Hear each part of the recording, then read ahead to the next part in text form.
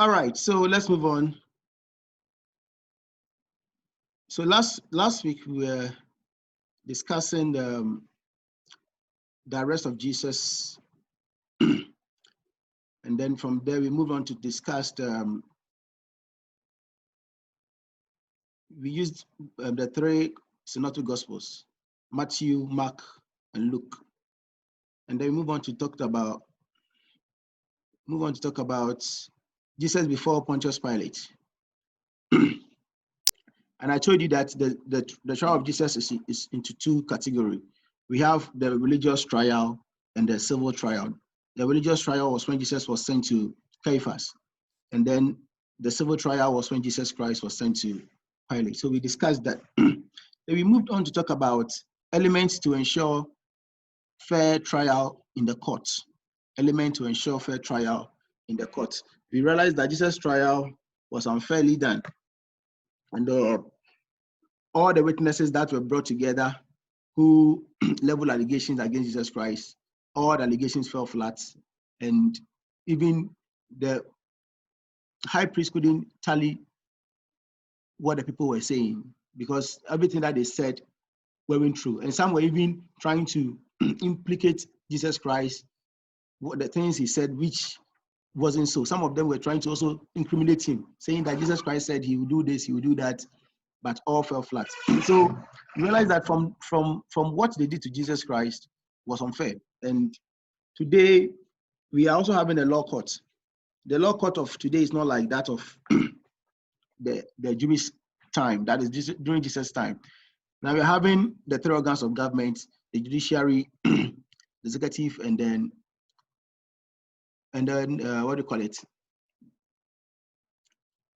The judiciary, executive, and what? Legislature. Good. So we have these three organs of government, and in Ghana here, the judiciary take sole control of what goes on in the court, right? That is why we have judges and lawyers. Hello, can you hear me? Yes, sir. Yes. Yes, sir. Yes, All sir. right. Yes, sir. So we're looking at how we can ensure fair trial in the courts. So remember last week we mentioned about close to 12 elements. We said people should be given the right to public hearing. People accused must have the right to counsel. Judges in the court must be partial and not affected by conflict interest. People must have the right to appeal or a review of sentence. An accused person should be deemed innocent until proven guilty. Elements should be sufficient and reliable. Evidence should be sufficient and reliable. False witness must be severely punished. The judiciary should be bold and fearless. The court and the citizens must ensure that justice is done at all times without fear or favor. Suspects should not be intimidated or tortured to elicit information. So these are some of the elements that we can ensure fair trial in the court. Let's move on to talk about the application virtues or the moral lessons that can be drawn from the story. Application virtues. We said what? Christians must pray at all times, especially when they are facing troubles. Remember Jesus Christ, I told you, during Jesus' prayer, we saw the flesh of him alive. Okay, the flesh of Christ was there because he is God incarnated, but at that moment he could foresee his death approaching and how terrible it's going to be. So even in his prayer, he desired that cup, that death that he was about to face should be taken away from him, but not his will, but the will of God. At that moment, he was troubled. Even he said, "What? I'm so troubled to the point that I'm so sorrowful to the point of death."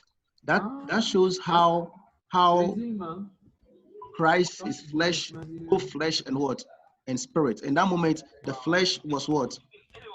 Pulling him so much that he has to submit himself totally under the control and the will of God. We Christians also many times we face challenges, and some challenges, even though no matter how we are spiritual, we are also physical. Don't forget that the Spirit of God is living in our bodies, and sometimes face certain temptations that the flesh cannot fight the battle, or we're not able to understand the situation. Okay, at that moment, the best thing we have to do is what? To pray. Best thing we have to do is to pray. And with prayer, God is able to do what? Deliver us from our challenges. Then we also have to look at, we should not put our trust in friends so much. You know, Jesus Christ ate with the disciples, he has lived with the disciples almost close to 3 years. And definitely his disciples know his in and out, where Jesus Christ will be at a particular time and when he will not. We are relating this to Judas Iscariot. Christ told them about himself and what is about to happen. And because his secrets were known by Judas Iscariot, he used that to betray him. So we also should be very careful the people we trust in. It is very important that we should trust people. Yes, you have to, in business, you have to trust people. Loyalty. In marriages, you have to trust your spouse. Okay. Parents-children relationship, you have to trust your parents. But in real life, it is good for us not to put our trust in people so much, because our trust in people so much can hurt us at the end of the day. So we say, well, we should not put our trust in friends so much. Then Christians must learn to surrender to God's plan. Christians must learn to surrender to God's plans. Remember, Jesus doing his prayer, he had to surrender himself to the plan of the Godhead, the Father. Even though he wished the death should bypass him, but not his will, the will of God be done. Sometimes we face so many challenges and we find it difficult to surrender our situation to God. We want to use our own human strategies and ways and means to do what? To solve the problem. But the best way to do so is to surrender to God's plan. Sometimes when God is doing certain things in our life, we may not understand. But if you allow God to fulfill what he has already begun, we will know that the end of the whole process is going to be victory.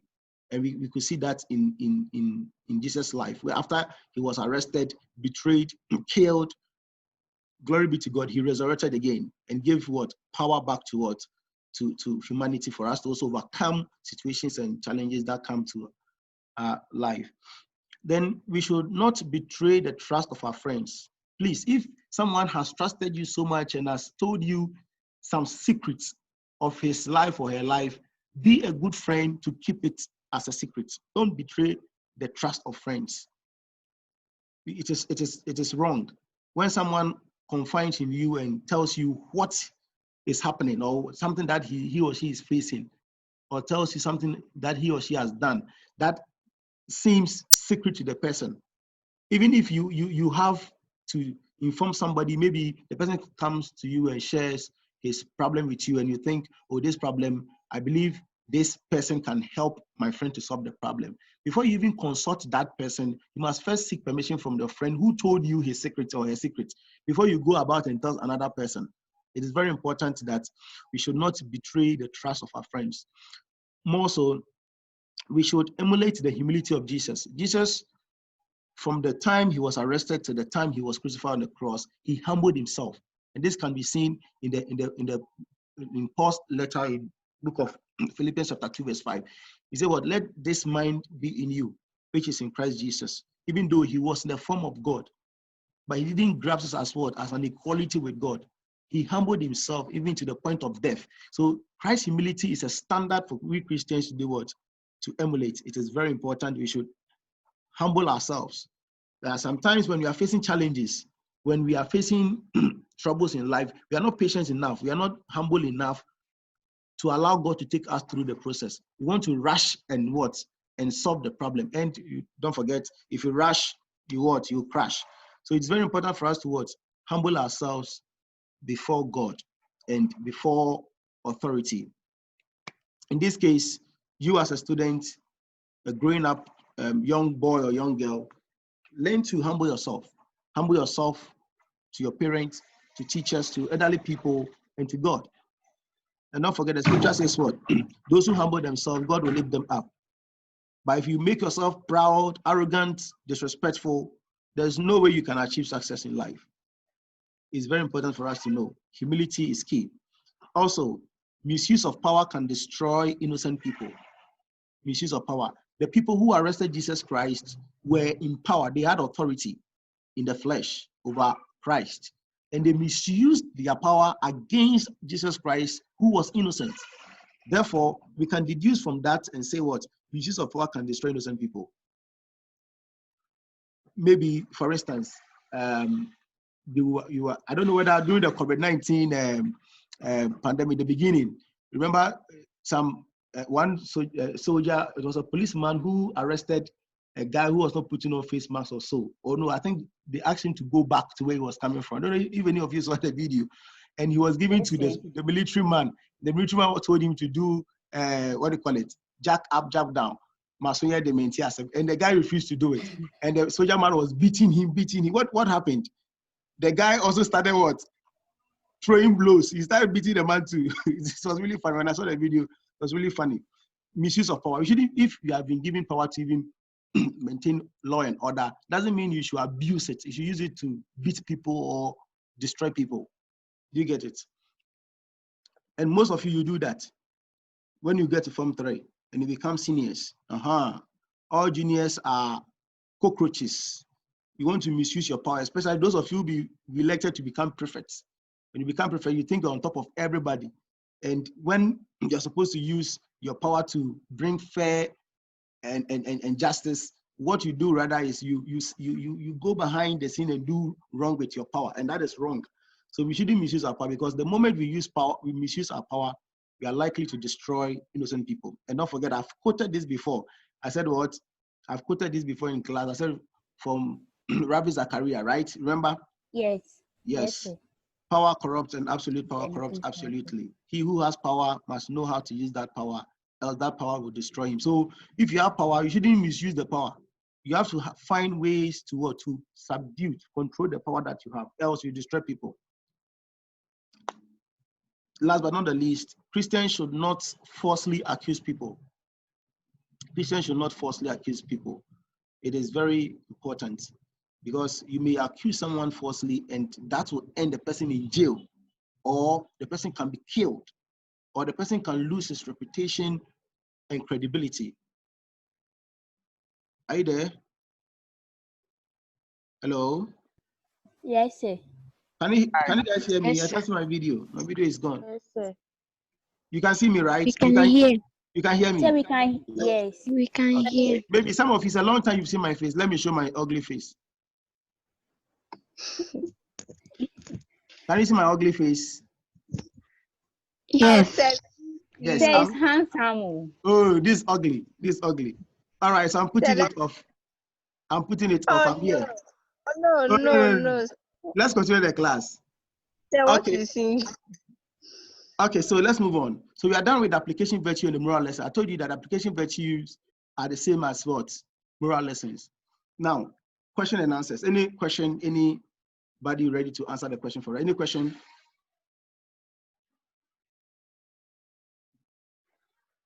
Any questions so far?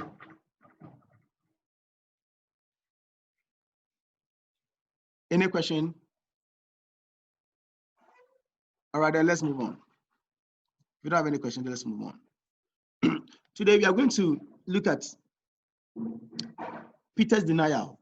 Remember, while Jesus Christ was dining with the disciples, the Last Supper, he told them that they are going to desert him and he'll be killed. And after he's killed, he'll resurrect and he'll meet the disciples at Galilee. Remember what Jesus Christ told them. When Jesus Christ told them they are going to deny him, according to the scriptures that we read, Peter said he would not deny Jesus. Even if all the disciples desert him, he is going to stand in, he will go to prison with Jesus Christ, and he will even die with Jesus Christ if possible. Now it happened that when Jesus Christ was arrested in the Garden of Gethsemane, Peter tried to prove his loyalty to Jesus. Bible says, well, he took a knife and cut off the ear of the high priest servant called Marcus, and Jesus Christ rebuked him and later replaced the ear. Jesus gave himself up to them to be arrested, and definitely the mob or the crowd that came tried to arrest Jesus' disciples with him, but they all fled. They all ran away from Jesus, including Peter. So Peter also fled with the disciples, but later on followed the people whilst they were taking Jesus away to see where they are going to send Jesus. So they sent Jesus Christ to Caiaphas' house for the religious trial. And it happened that over there, Peter went there to what? To watch what was going to happen. As he was there listening to how Jesus was being maltreated and being questioned, it is said that a lady came and said she knows Peter as one of Jesus' disciples. Bible says immediately Peter denied knowing Jesus Christ. After that, he moved from that place to another place, watching what was happening, and then another person, a man came and said, "Oh, I know this man. He's part of Jesus' disciple." There also, Peter denied Jesus.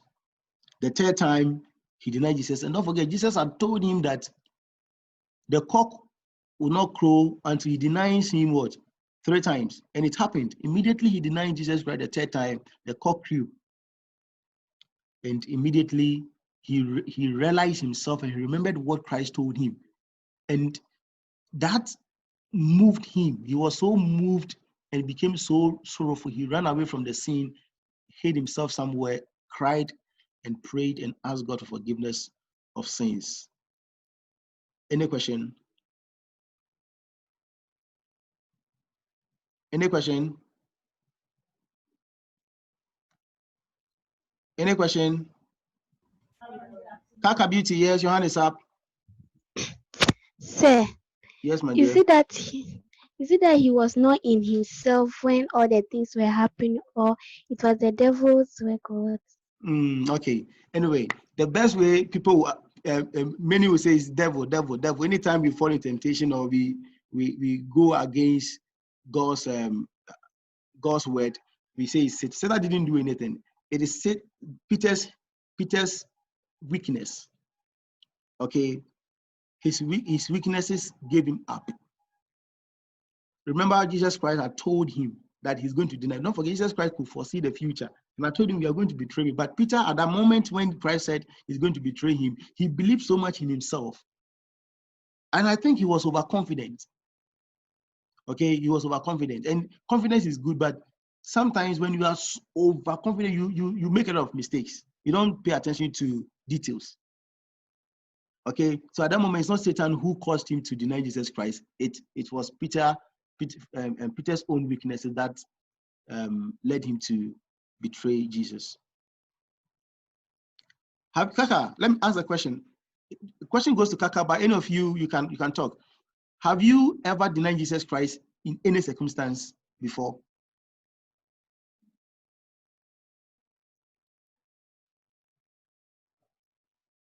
Hello? Sir. Yes, Kaka. Have you denied Jesus, or have you denied your own convictions at a certain point in time as a Christian? Yes. Yeah. Was it Satan who caused it, or you caused it? No, sir. Myself. Yourself. Okay, good. So in our studies down there, we are going to look at ways people deny Jesus today. And I believe after looking at it, we can all say that, yeah, I've denied Jesus before. It's likely a lot of you. Agobit, are you there? Yes, sir.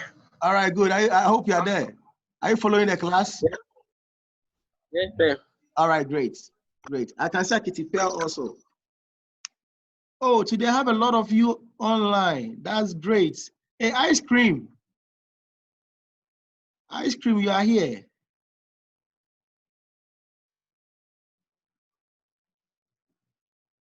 Okay, I can see ice cream, Japasu. Wow, wow, wow. I'm so happy to see you guys here. All right, let's move on. So let's take the notes. Let's look at the notes. The text is taken from Matthew 26, 30 to 35, and then the same chapter 6, verse 69 to 75. Then Mark 14, 26 to 31. Then verse 66 to 77. Then Luke 22, verse 31 to 34. And then verse 54 to 62. I want 3 readers. My first reader should be Ice Cream. Are you there? Do you have your Bible with you? Paku Eunice. Unmute yourself. Yes, sir. Good. Read Matthew 26, 30 to 35, then verse 63 to 75 for us. Then Ice Cream, I can't hear Ice Cream. Ice Cream, if Ice Cream is there, Ice Cream, read Mark 14. After Eunice, you read your Mark. And then the next reader, who should I go for? Paul, are you there? Yes, sir. I'm here. Okay, Paula, then you will read Luke for us, okay? Sir, please, should I start? Yes, so you start, then Ice Cream will read a Mark, then Paula will read Luke. Okay. Matthew chapter 26, verse 30 to 35. And I read, when they had sung a hymn, they went out to the Mount of Olives. Then Jesus told them, this very night you will all fall away on account of me, for it is written, I will strike the shepherd, and the sheep of the flock will be scattered. But after I have risen, I will go ahead of you into Galilee. Peter replied, even if all fall away on account of you, I never will. Truly I tell you, Jesus answered, this very night, before the cock crows, you will disown me 3 times. But Peter declared, even if I have to die with you, I will never disown you. And all the other disciples said the same.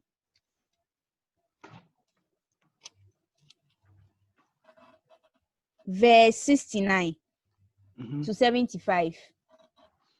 Now Peter was sitting out in the courtyard, and a servant girl came to him. You also were with Jesus of Galilee, she said. But he denied it before them all. I don't know what you are talking about, he said. Then he went out to the gateway, where another servant girl saw him and said to the people there, this fellow was with Jesus of Nazareth. He denied it again with an oath, I don't know the man. After a little while, those standing there went up to Peter and said, surely you are one of them. Your accent gives you away. Then he began to call down curses, and he swore to them, I don't know the man. Immediately a cock crowed. Then Peter remembered the word Jesus had spoken. Before the cock crows, you would disown me 3 times. And he went outside and wept bitterly. Interesting. Sir, please, I'm done. You are done. Interesting. Yes, Ice Cream, are you there? Okay, Nathan. Nathan, can you hear me?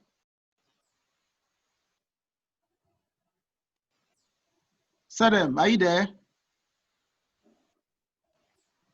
Yes, sir. All right, Sadem, read Mark for us. Ice Cream, I can't hear Ice Cream, so you read it for us. Mark 14:26, please hurry up. We don't have time.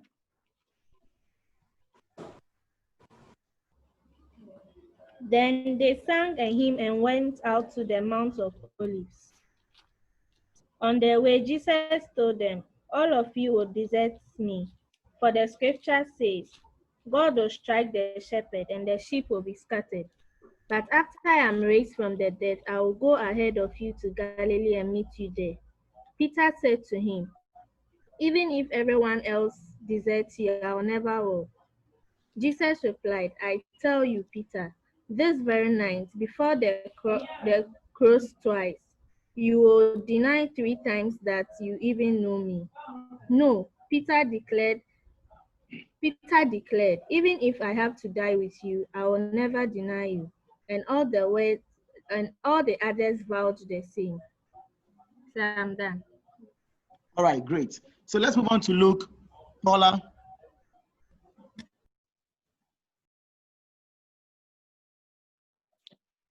Simon, Simon, behold, Satan demanded to have you, that he might sift you like wheat. But I have prayed for you that your faith may not fail. And when you have returned again, strengthen your brethren. And he said to him, Lord, I am ready to go with you to prison and to death. He said, I tell you, Peter, the cock will not crow this day until you 3 times deny that you know me. Then they seized him and led him away, bringing him into the high priest's house. Peter followed at a distance, and when they had kindled a fire in the middle of the courtyard and sat together, Peter sat among them. Then a maid, seeing him as he sat in the light and gazing at him, this man also was with him. But he denied it, saying, Woman, I do not know him. And a little later, someone else saw him and said, You also are one of them. But Peter said, Man, I am not. And after an interval of about an hour, still another insisted, saying, Certainly, this man was also with him, for he is a Galilean. But Peter said, Man, I do not know what you are saying. And immediately, while he was still speaking, the cock crowed. And the Lord turned and looked at Peter. And Peter remembered the word of the Lord, how he had said to him, Before the cock crows today, you will deny me 3 times.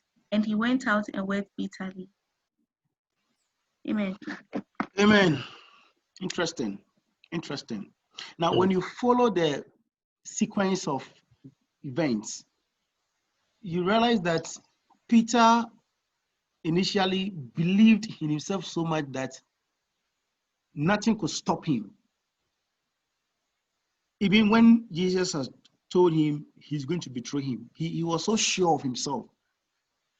I don't know whether you have ever had a conviction like that you have a conviction to do something, or you have a conviction that you believe in something so much that nothing will stop you from disbelieving. Then before you realize, something just happened, and you who pride yourself in your conviction, all of a sudden you realize that you have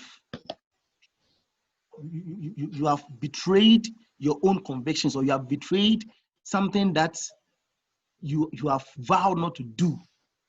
Maybe you have made a covenant with God and said, this thing, I'm never going to do this thing. But before you realize, you fall into it. Has anyone encountered anything like that?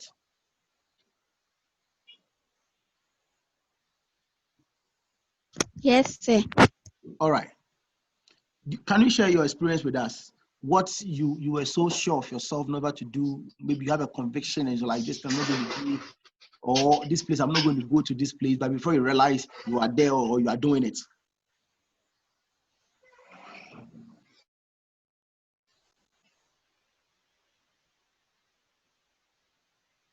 Oku, do you have any experience to share?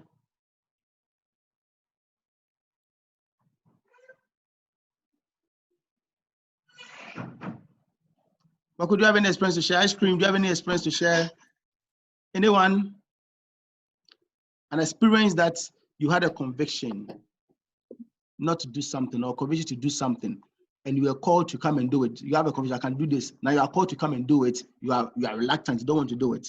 Or something that you have conviction not to do it. And people know you by that. So this person, oh, he's very humble. He will not fight. But somebody pressed you to the point that you burst out and you fought the person, or you said, has it anything of that sort happened to anybody?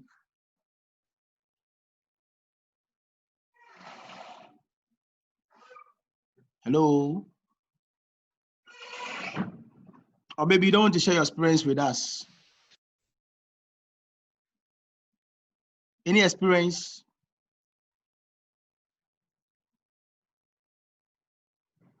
Okay, then let's move on.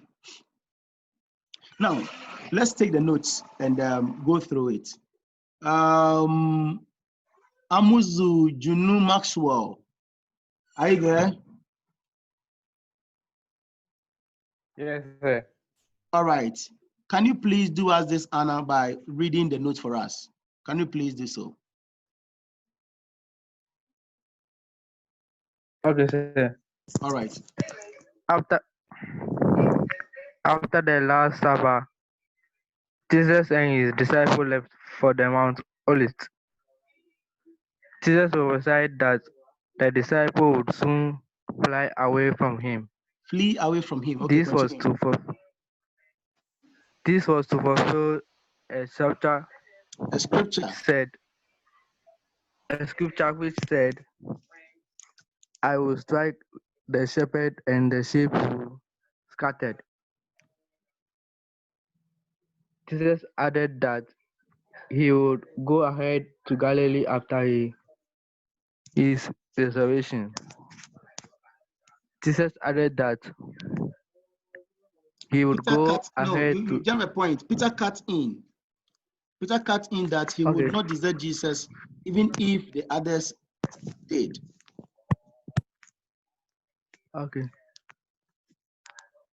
Peter cut in that he will not desert Jesus even if the others did.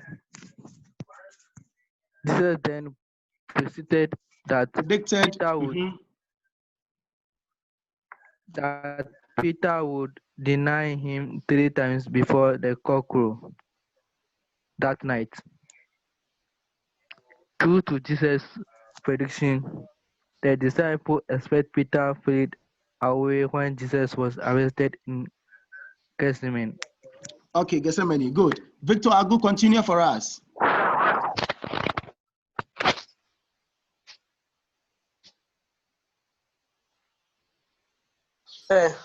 Yeah, continue.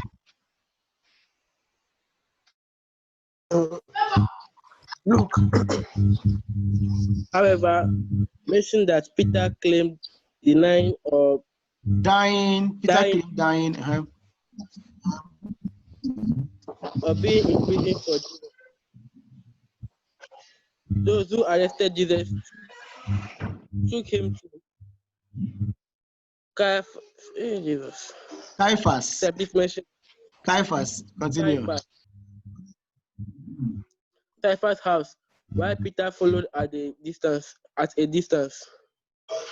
Peter mingled with some of the guards who were warming themselves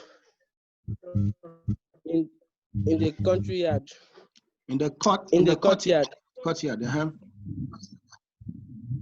After a while, a maid of the high priest, while passing by, identified Peter as one of the followers of Jesus the Nazarene. Peter denied, I neither know nor understand what you mean. Peter then moved to the gateway, where another man next to him told the bystanders that Peter was with Jesus. All right, thank you so much. Akiti Pearl, can you please continue for us? Akiti, are you there?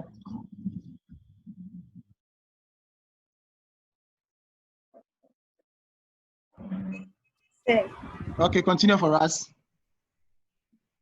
Okay.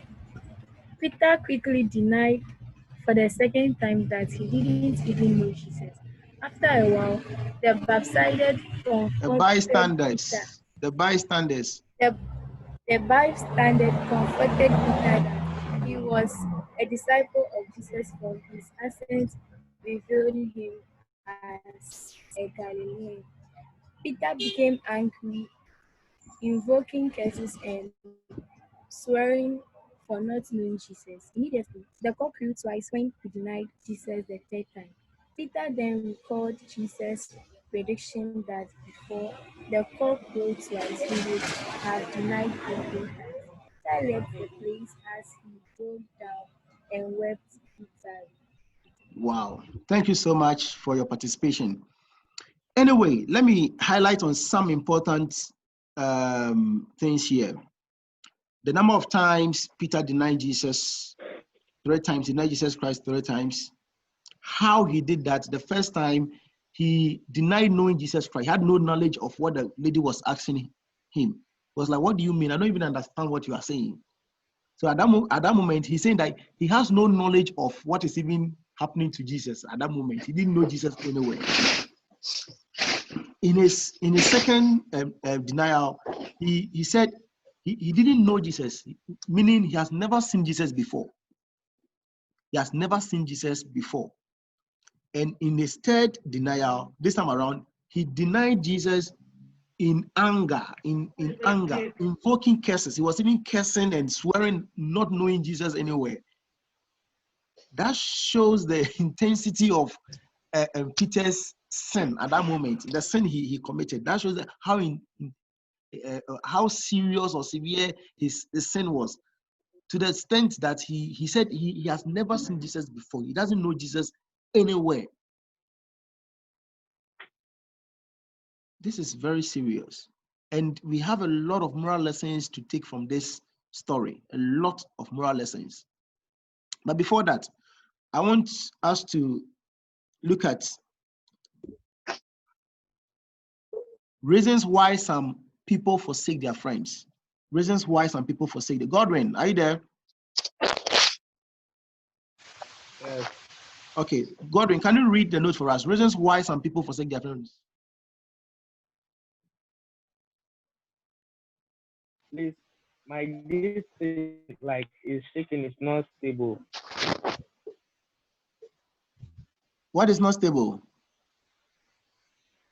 The writing, like at your Okay, side. maybe you're having problem with the word.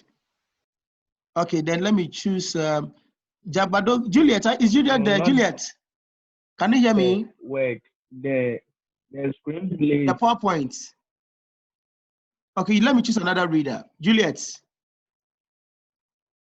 can you hear me, Juliet?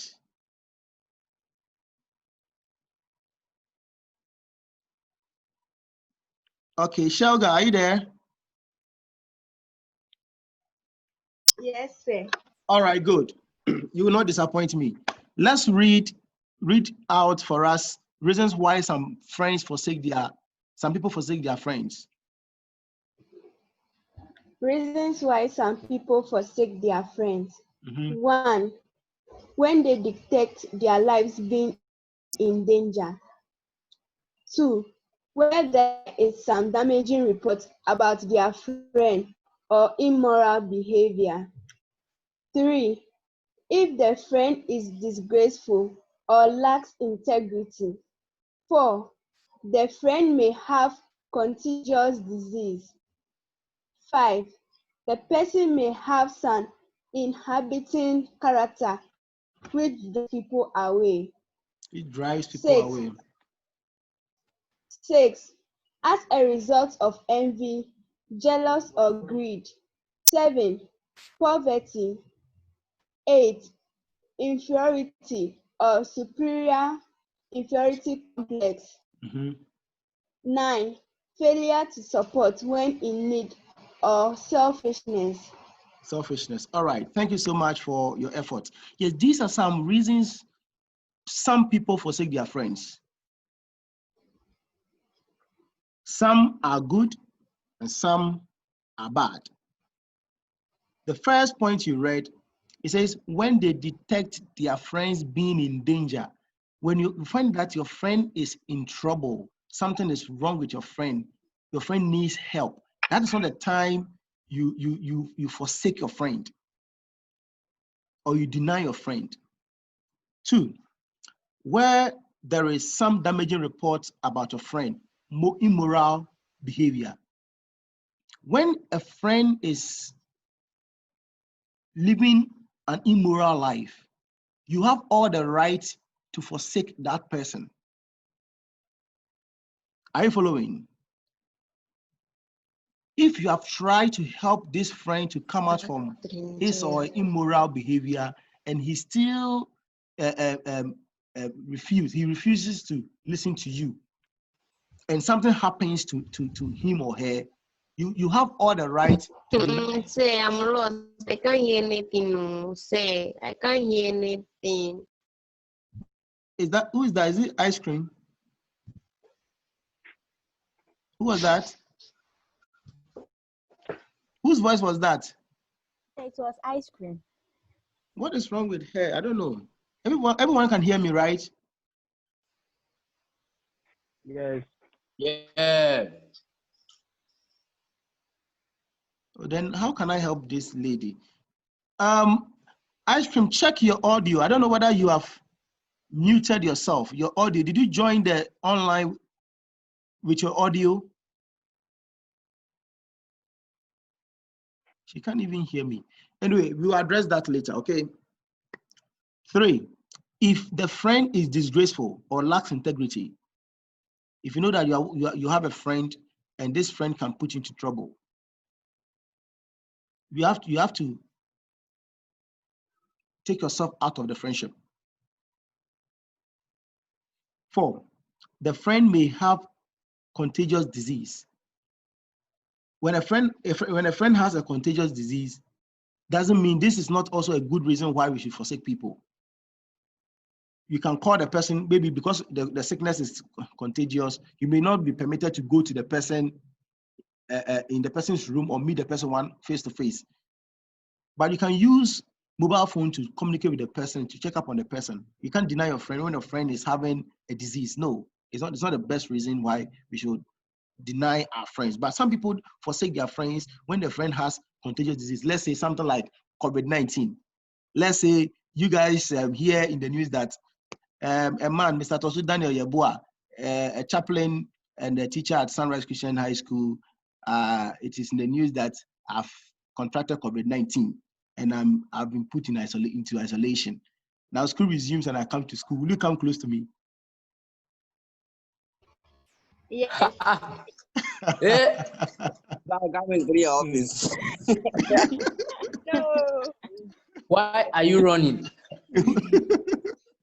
So that is it. But you can still show care and love by not coming closer to me. Maybe anyway, let's say I've been cured and the community is going to be still, you find it difficult to come to me. But let's say I'm in isolation and school resumes and they tell you that, oh, chaplain is not coming back because he's into isolation and therefore he can't come back to school.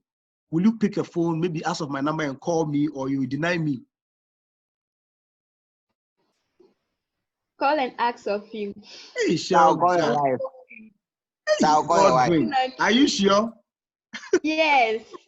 I'll call your wife. Hey, You call my Nathan. wife. All right, that's interesting. So it is not a good reason to forsake a friend if the friend is sick.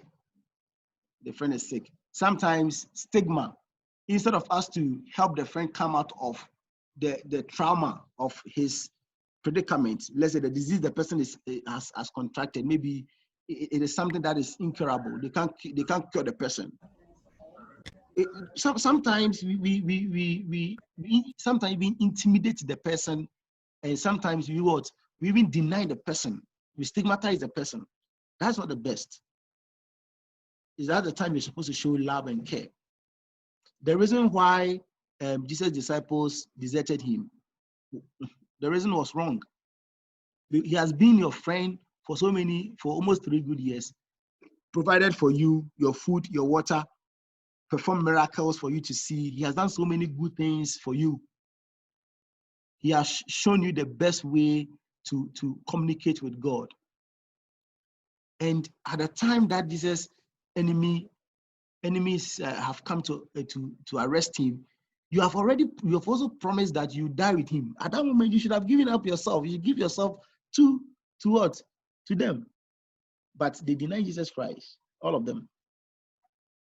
Now, let's move on. The person may have some inhibiting character which drives people away. Yes, there are some people that you were friends with them before, then you got to a point you were like, no, this character that my friend is portraying, I don't like it. So you advise yourself, and then you give space. That's also a good reason to separate yourself from a friend. Moreover, as a result of envy, jealousy, and greed, this is not a good reason to forsake a friend. This is not a good reason to forsake a friend. Poverty is not a good reason to forsake a friend. That's the time you're supposed to give help to your friend, if you can. If you can. If possible, you don't have the material things, you can go on your knees and pray for the person. Inferiority or superiority complex also can lead people to do what? Forsake their friends. The superiority complex, and people, they feel like they are superhumans. Yeah, on campus, you know them. They feel like they are the bosses, they are the madams. You can't advise them, you can't teach them anything. They are the boss, they are the madams. Those people, yes, there are sometimes you have a friend, and the friend all of a sudden started exhibiting such attitude. You feel like, okay, this person feel like he's too big. Anyway, me, I don't want to work with this kind of people. They feel like they have. So you just what? Separate yourself from your friend. It happens on campus. Sometimes inferiority complex, which is a bad part. We shouldn't deny a friend who has inferiority complex. You can help the person to come out from that low self-esteem, to become someone who has belief in him or herself. Then failure to support when there is need is a bad reason why people forsake their friends. But all these things put together are reasons why some people forsake their friends. So in case it comes in your WhatsApp, they ask you reasons why you forsake a friend or people forsake their friends, don't miss the point. You have 3 points or 4 points to get from this, okay?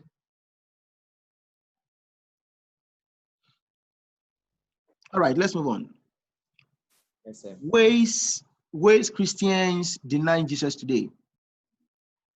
Ways Christians deny Jesus today. Peter denied Jesus Christ by saying, I don't know him. That was what he said. I don't know him. What about us today? How do we also deny Jesus? But we don't know that we are even worse than Peter. So ways that we can deny Jesus. I want a reader. Let me choose somebody. MFA Kusogbo. Hey, my daughter, are you there? MFA? Yes, sir. All right. Can you please read the point 1 to 3 for us? Ways Christians deny Jesus today? Okay. Yes. 1. When we consent to a dishonest business deal. Okay. When we fail to stand for what is right and good. Mm-hmm. 3. When an opportunity to discuss a religious and moral issue comes up. Comes up and we say nothing. Okay, good. So Eunice, it's okay. I said up to 3. Just read the 3 points. Fumado. I'm scared. My daughter is there. Fumado. Yima. Aluta, are you there? Okay, let me choose another person. Japasu? Sir. Okay, read the last 3 points for us. Ways Christians deny Jesus today. When we fail to witness about Jesus before our peers. When we are reluctant to perform our religious obligations. When we become apostates or turn away from our faith. All right, thank you so much for your participation. So let me take my time and explain these 6 points briefly. 1, we said what? When we consent to a dishonest business deal, we are going to business, we want to do a business, realize that this deal is evil, it's a fraud. You don't have to join. You don't have to do what? Partake in it. Sometimes, let's say a dishonest business deal, let me bring it to your level. you've been giving your school fees. Let's say, let me use the PTA. We give PTA to pay 120 cedis. Then a friend tells you, Charlie, super bet. Let's go and play super bet. And if you play super bet 100 cedis and you win, you get like 1,000 Ghana cedis. And when you get 1,000 Ghana cedis, then you take the 120M, then pay the PTA, and then put the rest in your pocket. That's a dishonest deal. Your school fees has been given to you, or your PTA has been given to you to pay a fee, not to go and play super bet. And this is why some students who use their money that has been given to them to pay a fee, they will use that money to do something. Yes. And that is wrong. That is wrong. And those of you who have been partaking in this. Who is there? Who is that? Amakaya. Who is talking about there?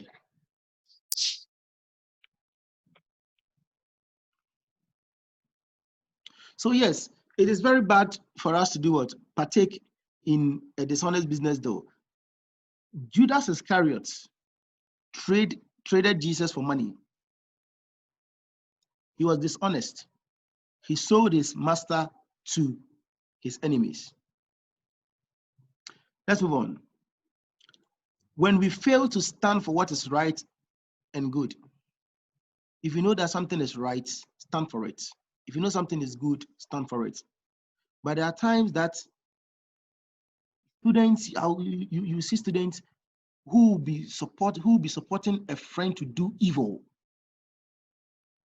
That is wrong. No. As a Christian, the moment you do that, you are denying your Lord. If something is right, it is right. Stand for it.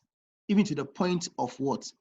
Disgrace. Maybe even if you'll be intimidated or you'll be mocked at, you still have to stand for it because that is the right thing to do. That's the good thing to do. But the moment you fail to stand for what is right or what is good, you have denied Jesus. 3, when opportunity to discuss a religious or moral issues comes up and we say nothing. There are times certain things will be discussed in your dorm, in the dormitory, and you realize that what they are discussing is wrong, it's immoral, and you have the moral knowledge to maybe to disprove what they are saying or to refute what they are saying. You keep quiet and then you watch them say all the things they want to say. At that moment, you are denying your Lord. Or when someone brings up a religious or moral issue and you have an experience to share, you have a knowledge to share, and you keep quiet on that, it's a sign of what? Denying Jesus.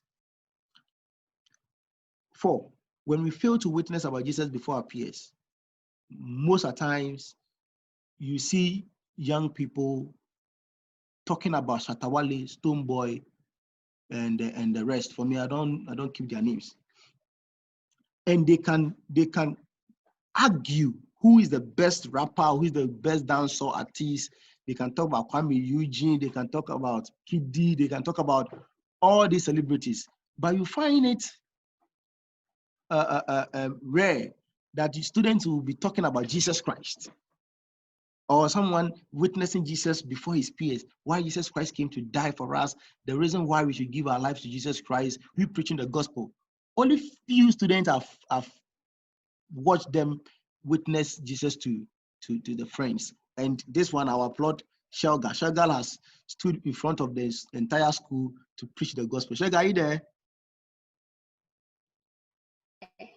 Yes, sir. Yeah, and I'm proud of that, okay? And then Godwin, are you there? Godwin too has done that before. Tilabi set. Tilabi, are you there?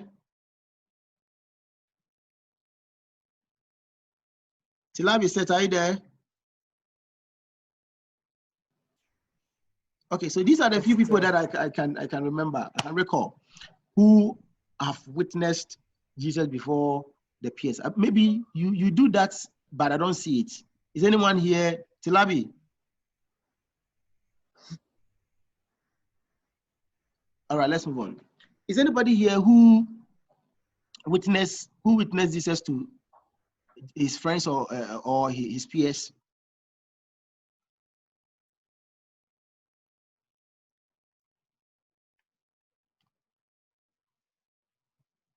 Dance, please. Yes, sir. Yes, how are you? I'm fine, thank you. Yeah, that's great. Have you witnessed about Jesus to before? Yes, sir. All right, that's good. But was there any circumstance you failed to witness about Jesus before your peers that you must have done it?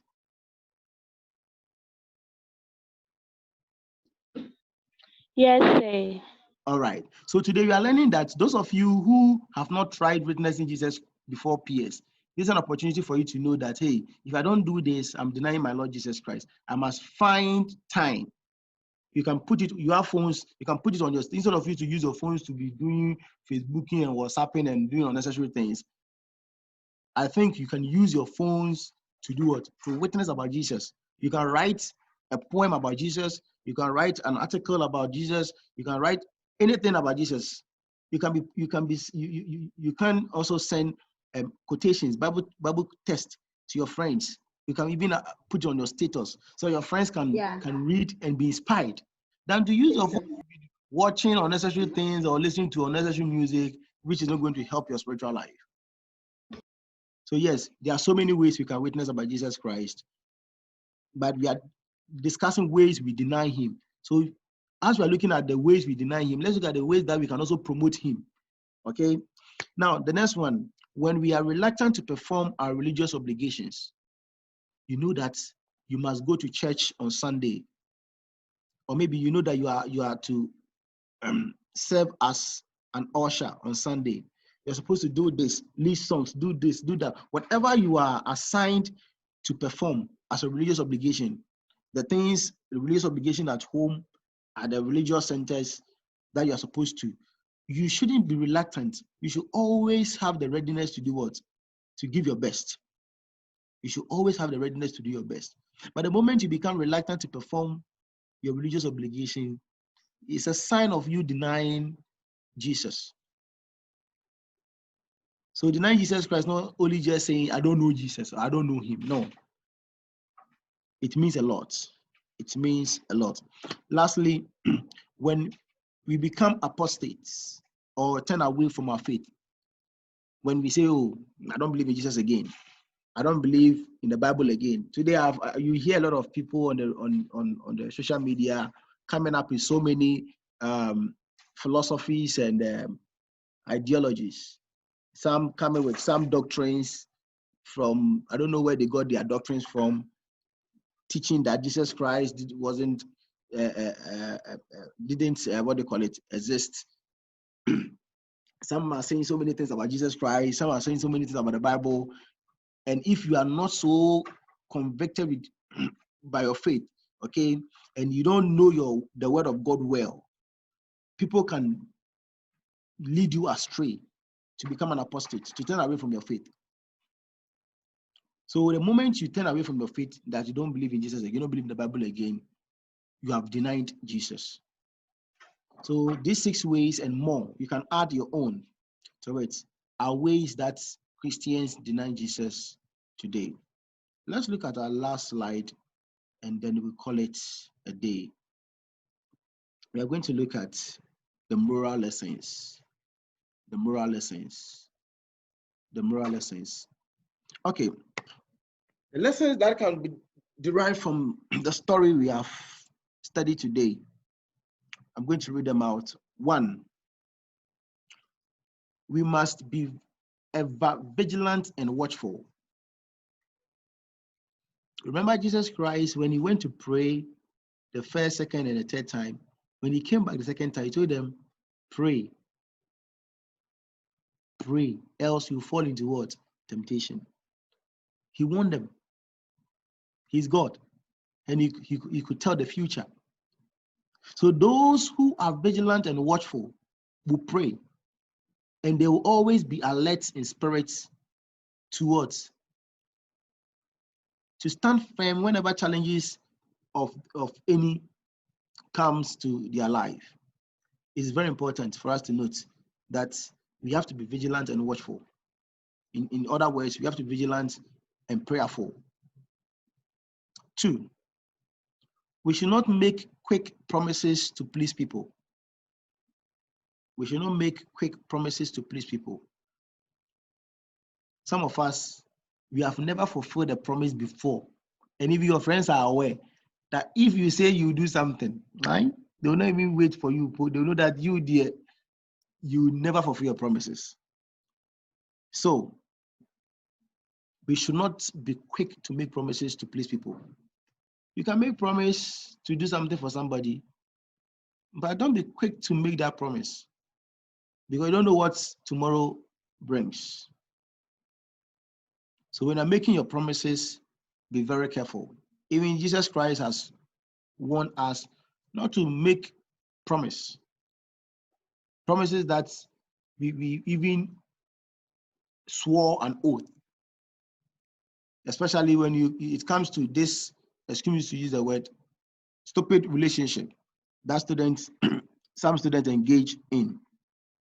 And they will give all the promises that earth and heaven has never heard before.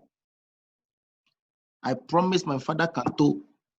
I promise you this. I promise you that. Even everybody will leave you. Me, I'm there for you. I'll die for you.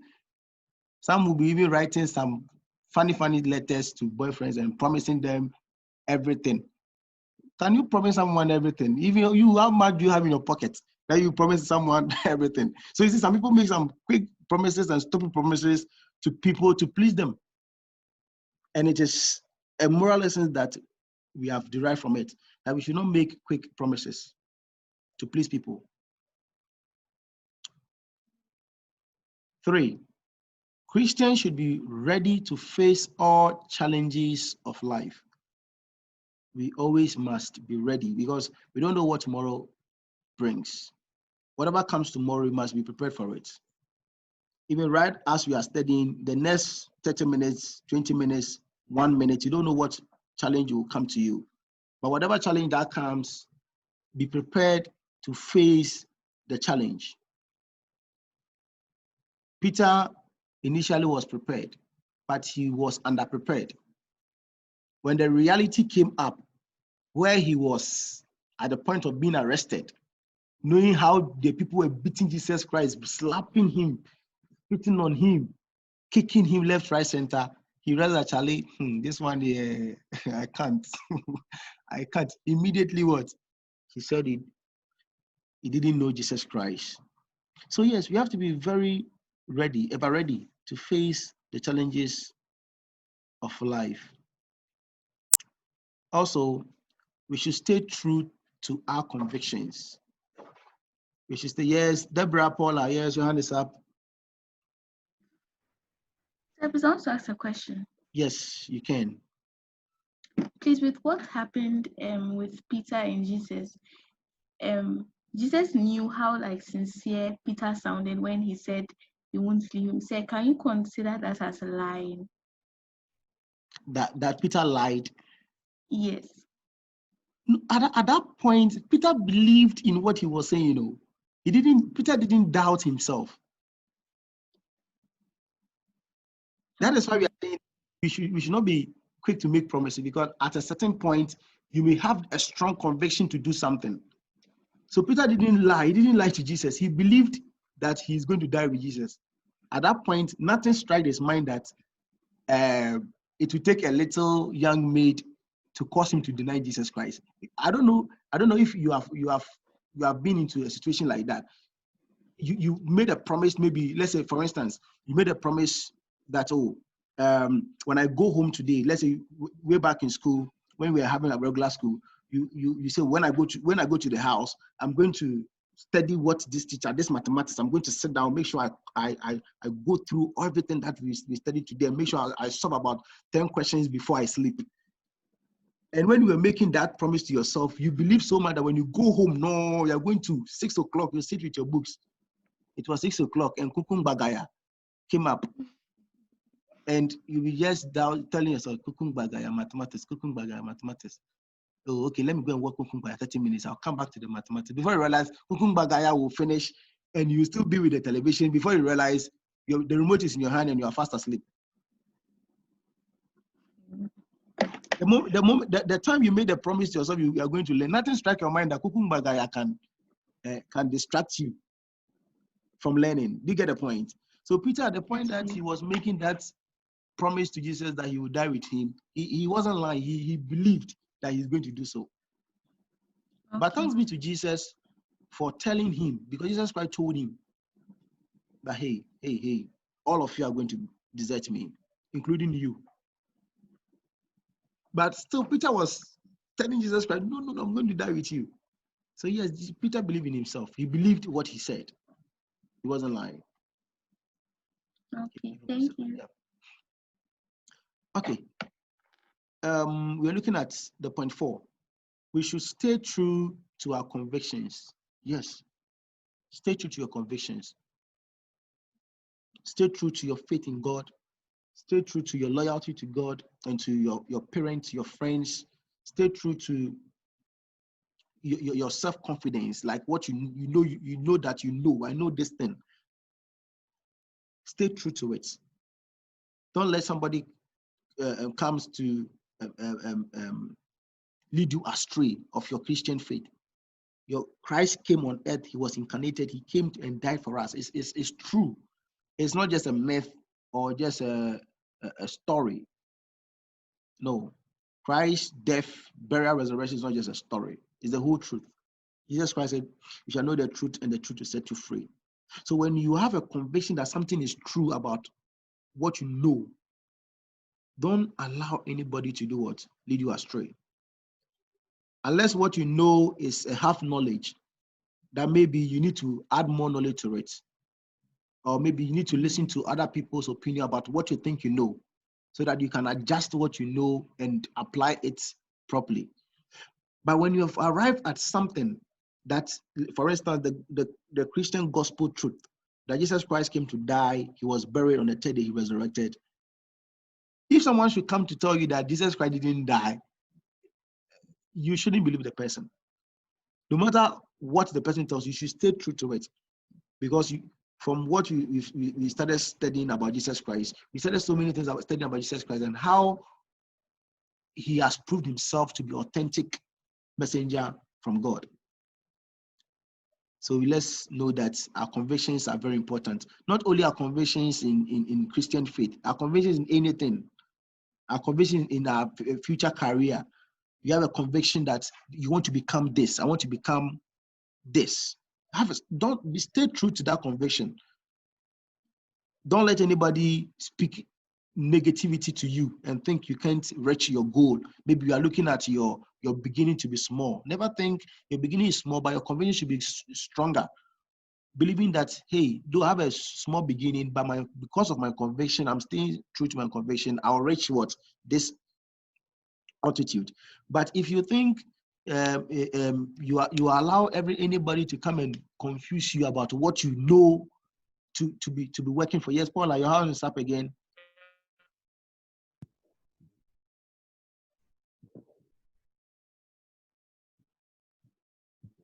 Yes, I saw a hand up. Okay. So let's move on. The next one. We should not deny our faith in God even under duress. You know, the word duress means you being pressured to say something is false or something is true. We should not deny our faith in God, even if a gun is pointed on our head. We shouldn't deny our faith. We should have that strong faith in God. Example in the Bible, Stephen was stoned to death because of what? His faith in God. Even when he was stoned to death, he still believed to the point of giving his last breath. As Christians, we should always also find ourselves strong in the Lord and never to deny our faith under no circumstances. The last one, we should not be over self-confidence when making decisions. Self-confidence is good, Self-confidence is very good. But sometimes we are overconfident. And that is a sign of you flopping in the future. Have self-confidence, but don't think nothing can stop you. At a point in time, you may think nothing can stop you, but if you are overconfident, you will not even take notice of details. You not take notice of cautions, the red light. Because I'm self-confident. In other words, vain confidence. You have confidence, but your confidence is based on something irrelevant. You are going to make a lot of mistakes. So when you are making any decision, have self-confidence, but don't be over self-confident, because it can bring problems to you. All right, thank you so much. I think we'll end here. If anybody has a question, I'll be glad to tackle it before we close.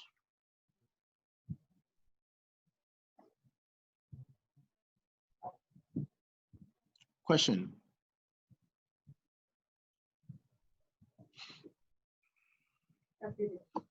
Yes. Any question? All right, thanks so much. If you don't have any, yes, who is speaking? If you don't have any question, then we will end here and then continue, God willing, next week. But don't forget, next week, if you are following the discussion on the page, next week we are going to have assignments, classwork, and I don't know if some teachers will give you some projects to do. Yes, Baku, you want to talk? Sir, please, no. Oh, okay, great. So prepare yourselves. You'll be writing class tests, and I'll give you an assignment also. Go with it next week. So prepare yourself. On the Google Classroom, I'm going to upload these notes and last week's notes on the Google Classroom so that you can have access to it. Okay. So those of you who have not joined the Google Classroom, please, they have sent you my Google Class code. Just go to the Google Classroom and enter the code so that you can join the CRS class. I'll put the questions also there, God willing, next week for you to answer. Okay. Okay, sir. All right. And next week, all the discussion, God willing, all the discussions we are going to have will be on Google Classroom. Google Classroom, there we can also chat. Note that. So on the Google Classroom, I'll put, when it's time for us to have CRS at 11, I'll put the question there and time the question. I'll time the exercise. Let's say I'll give you 20 minutes. So I put the question there, let's say 11:10. I put the question there 11:10. From 11:10 to 11:30, 20 minutes. And I'll put the question there and give you 20 minutes to answer the question and what do you call it? And send it to me on Google Classroom. If it is 11:30 and you don't submit your work, it means you are late and I'm not going to take your work. As simple as that. Akitipo, yes, your hand is up. So please, sometimes the network is no good. So can you consider some of us with the network problem? Sure, we are taking all that into consideration, but it will be of your responsibility to quickly reach us. Maybe you can't get the internet, but you can call. Oh, say, my internet is very slow, so please, I'll do the exercise or I'll do this. But if you don't tell me anything at all, I will take it as you being irresponsible. So if you have any problem with network at any time, just give me a call. I think I have to put my number here. Let me put my number here. Yes, sir. Yes, sir. I'm putting my number here. So in case you come online and you can't find, you need some direction, you can just call me.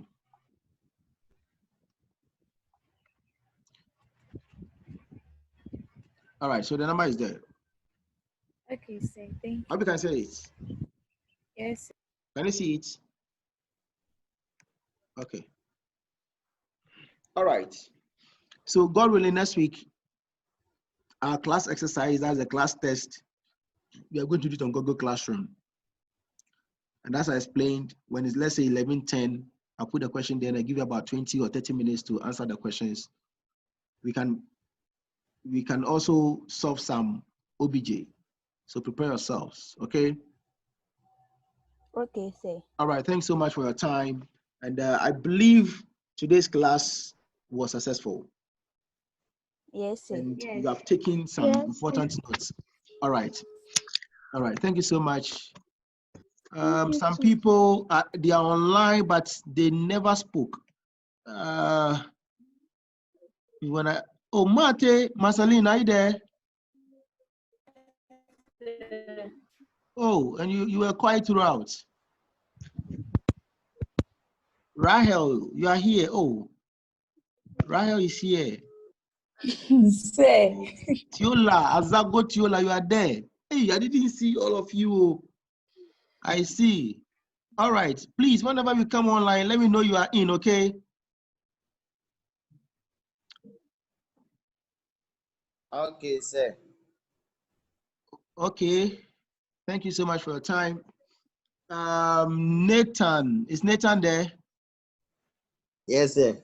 Nathan, please kindly pray for us. Okay, sir. Eyes closed, everyone. Our Heavenly Father, we thank you for a day like this. We thank you for today. We thank you for starting with us and ending with us successfully. We pray that everything that we've been taught today may stick in our brain, that at the end will give good results. In Jesus' name I pray. Amen. Amen. Amen. Amen. Oh, God bless you all. Enjoy your weekend, okay? Okay. Same to you. Okay, bye-bye. Bye. Bye. Bye.